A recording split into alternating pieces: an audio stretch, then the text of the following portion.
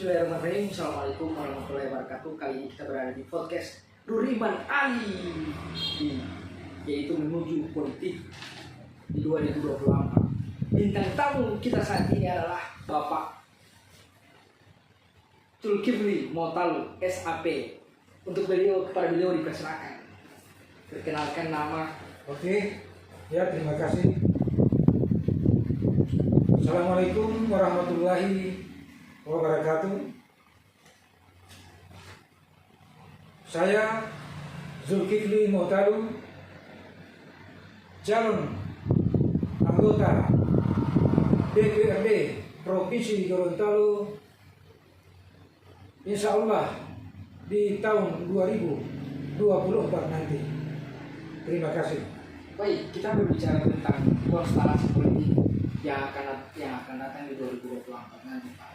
Kita flashback ke belakang. Ya. Apa di 2019 sempat ya dikoncang oleh polemik politik yang begitu luar biasa yang ada di tingkat Kabupaten Gorontalo. Hari ini Bapak akan berjuang di provinsi dapil Kabupaten Gorontalo, berjuang di provinsi di Gorontalo ya Pak. Ya. Sempat kemarin di 2019 Bapak sempat kalah di pemilihan legislatif kemarin. Terjadi polemik yang begitu menjadi dramatis sehingga terjadi kekalahan yang begitu luar biasa. Saat ini kan Bapak tetap berada di Partai Gerindra. Ya.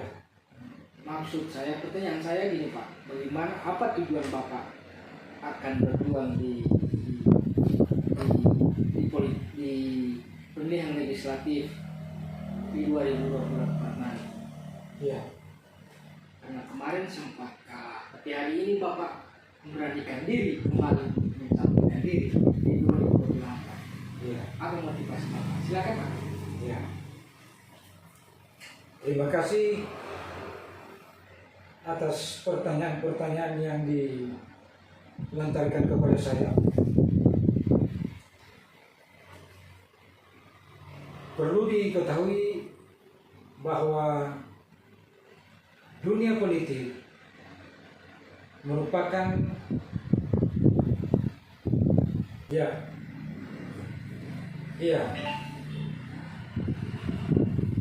untuk menjadi seorang politik itu buat saya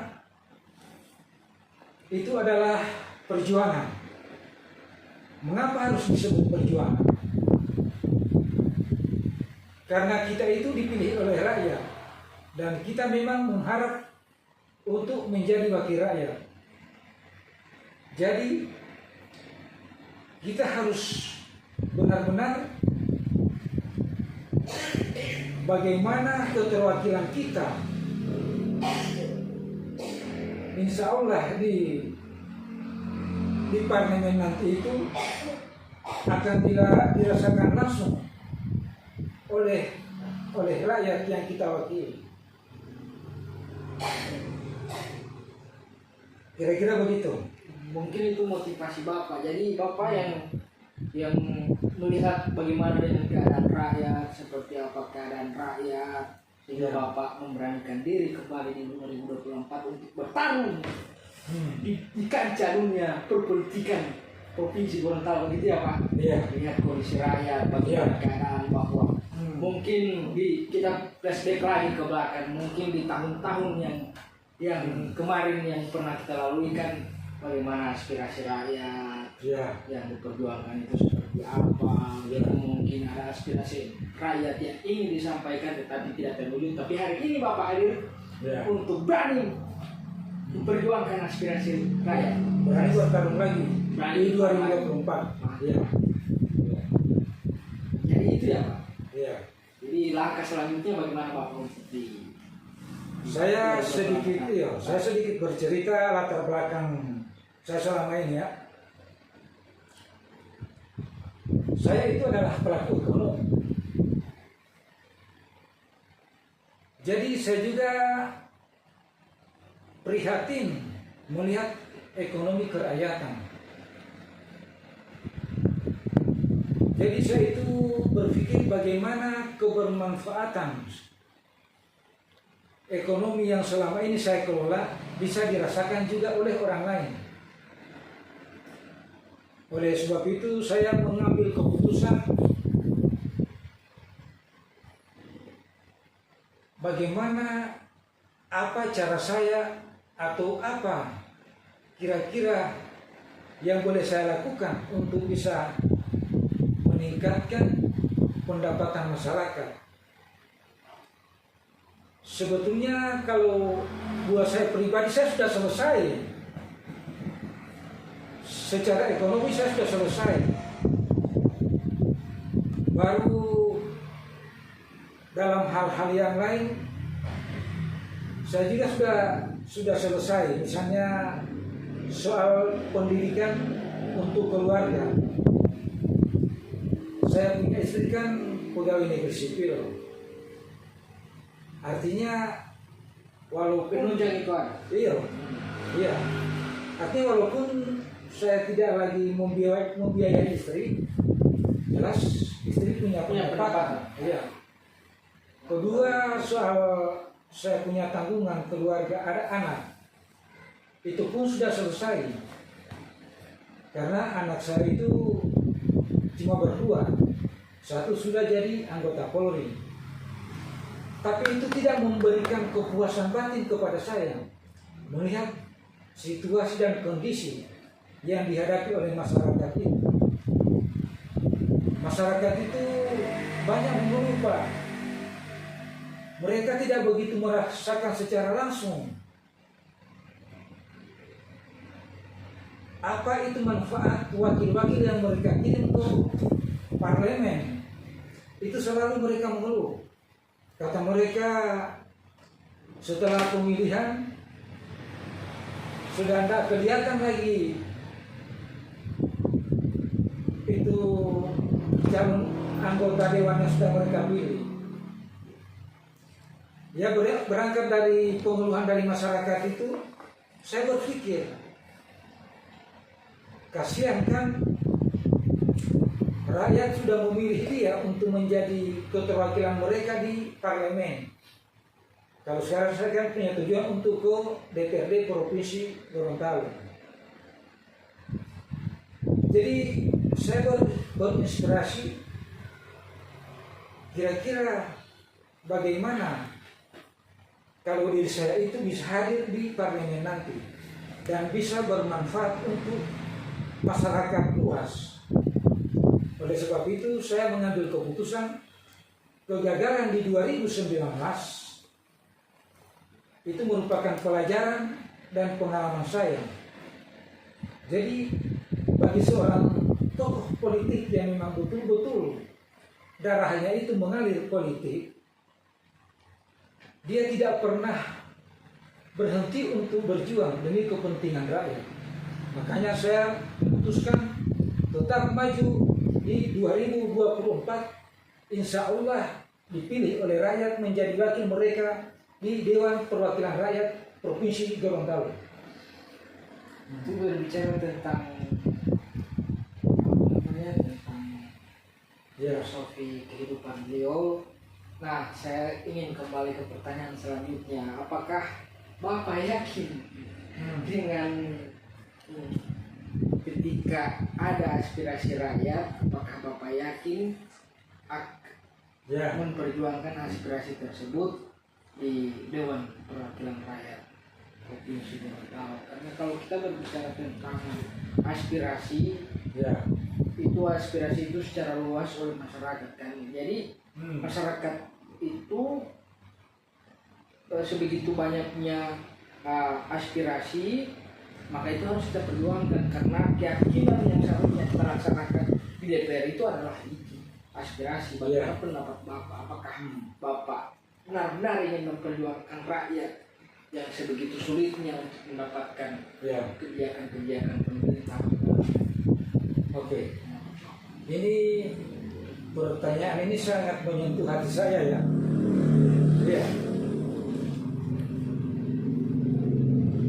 Basic saya di keilmuan itu administrasi publik. Nah, yang dimaksud dengan publik di sini itu adalah masyarakat. Ya, Secara luas. ya, entah itu kelompok kecil, organisasi kecil, atau kelompok masyarakat menengah yang punya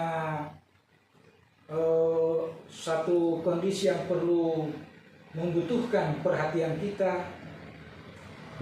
Jadi kalau soal kira-kira apa yang bisa saya lakukan untuk masyarakat, saya kan basicnya itu administrasi publik, makanya insya Allah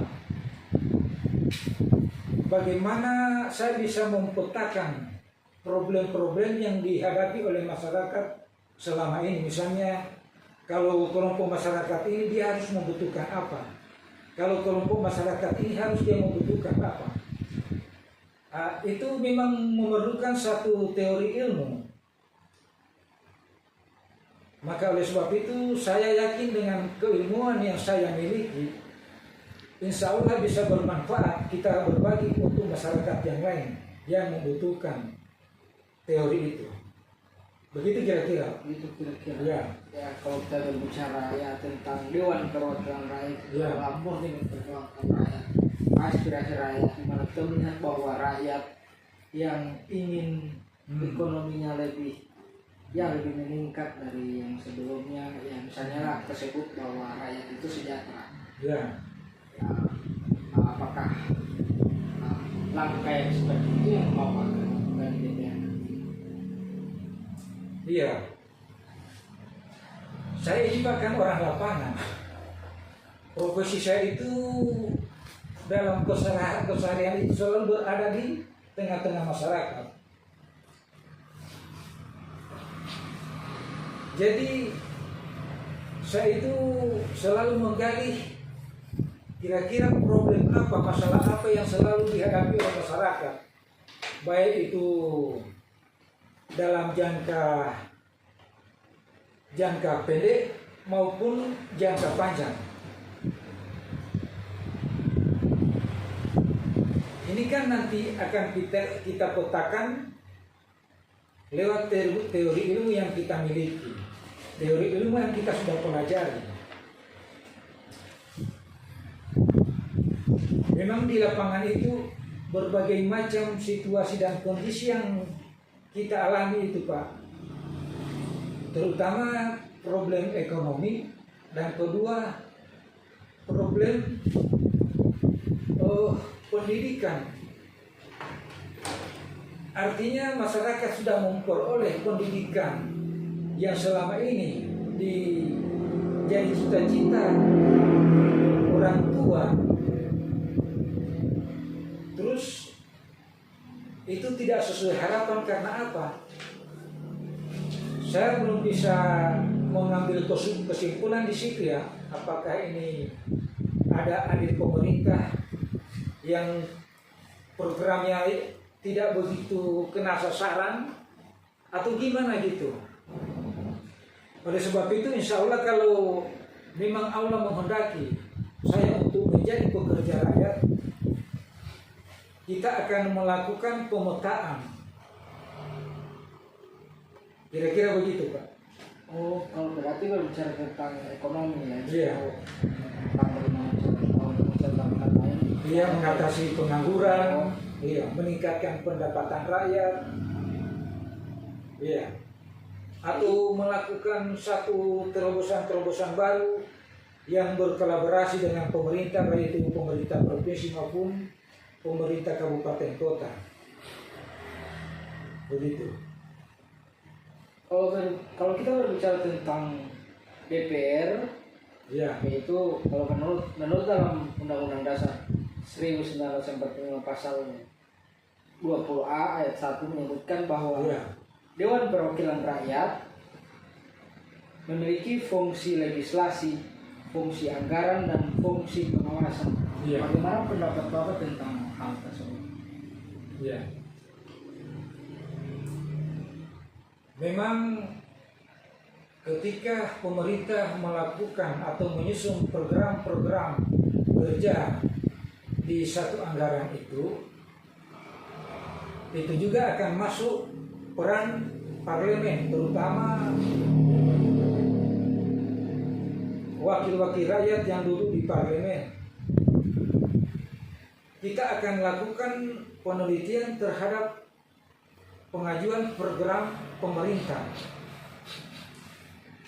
Jadi itu akan kita tengok dulu mana kira-kira program prioritas yang dalam jangka pendek bisa menyentuh masyarakat, bisa langsung dirasakan, dan mana juga program-program jangka panjang yang bisa menjanjikan satu masa depan masyarakat, terutama angkatan muda pencari kerja. Kira-kira begitu. Berarti insya Allah ketika terpilih nanti. Ya. Jadi itu menurut beliau ketika ini kan baru akan bersaing di kursi DPR Provinsi Gorontalo. Ya. Tapi itu tujuan dan langkah-langkah beliau, motivasi beliau untuk menjadi anggota DPR jadi sesuai dengan amanat undang-undang. Ya. Mungkin itu dulu Pak dari kami, pertanyaan-pertanyaan kami yang kami ajukan. Ya. Apabila nanti ada Bapak bisa meluangkan waktu, nanti kita akan lakukan podcast selanjutnya. Iya. Ini kan baru langkah politik Mama di 2024 nanti. Jadi itu dulu yang bisa pertanyaan-pertanyaan yang kami bisa sampaikan. Ya, saya juga berharap insya Allah acara-acara seperti ini terus dilakukan supaya bila perlu masyarakat itu menilai figur seperti apa yang harus mereka kirim ke dewan nanti. Makanya insya Allah acara ini jangan cuma berhenti di sini. Amin. Dan perlu disebarluaskan ke masyarakat supaya mereka tidak selalu jadi alat oleh orang lain untuk mendapatkan niat dan keinginan mereka hanya semata-mata untuk kepentingan pribadi dan kelompoknya. Itu harapan saya ke depan. Terima kasih Pak. Terima kasih atas waktunya dan meluangkan waktunya untuk kami. Ya. Mungkin itu yang bisa kami tanyakan kepada Bapak. Ya. Jadi selanjutnya itu demikian podcast dari kami menuju pemilihan legislatif 2024. Mungkin sekian dari kami. Assalamualaikum warahmatullahi wabarakatuh. Waalaikumsalam warahmatullahi wabarakatuh.